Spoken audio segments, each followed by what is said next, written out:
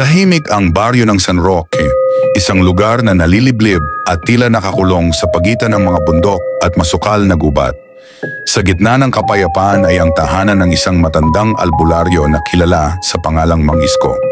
Tahimik siyang namumuhay, nagtuturok ng herbal remedy, nagpapalayas ng masamang espiritu at gumagamot ng mga karamdaman na ni doktor ay hindi maipaliwanag. Isang gabi habang umuulan at nagkakandado ng bintana si Mang Isko, may narinig siyang malakas na kalabog sa bubungan. Tok! Tok! Tok!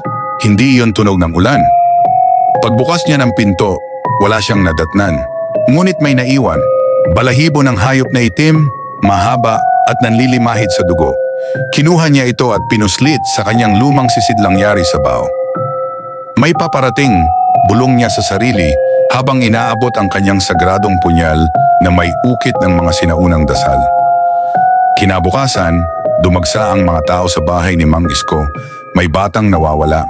Ayon sa saksi, huling nakita ang bata sa may masukal na bahagi ng gubat kung saan matagal nang pinaniniwala ang may naninirahang nilalang na hindi tao. May aswang, sabi ng matanda habang hawak ang balahibo. Hindi ito pangkaraniwang hayop, ito'y anyo lamang. Pero ang laman niyan, tao ring minsang nilamon ng dilim. Kinagabihan, naglatag ng asoge, bawang at itim na kandila si Mang Isko. Binantayan niya ang baryo mula sa itaas ng burol kung saan tanaw ang kabuuan ng San Roque. Sa likod ng ulap, lumitaw ang bilog na buwan.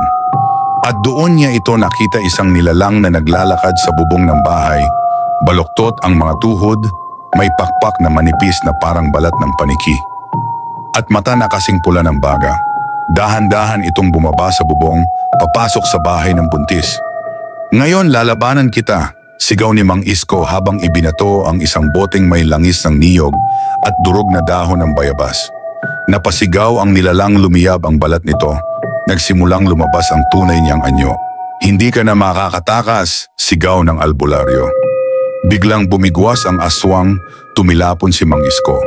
Bumaon ang punyal sa lupa. Nanginginig ang matanda, duguan ang noo ngunit hindi siya tumigil. Sa huling sandali, hinawakan niya ang punyal, itinarak ito sa dibdib ng aswang habang bumibigkas ng dasal. Sa ngalan ng liwanag at ang lupaing banal, maglaho ka sa pinanggalingan mong kadiliman. Boom! Nagliwanag ang buong paligid. Nagsisigaw ang nilalang bago ito naging abo. Nawasak ang lupa kung saan ito nakatayo. Kinabukasan, nakita ng mga tao si Mang Isko nakaluhod sa gitna ng abo. Hawak pa rin ang punyal at nakapikit.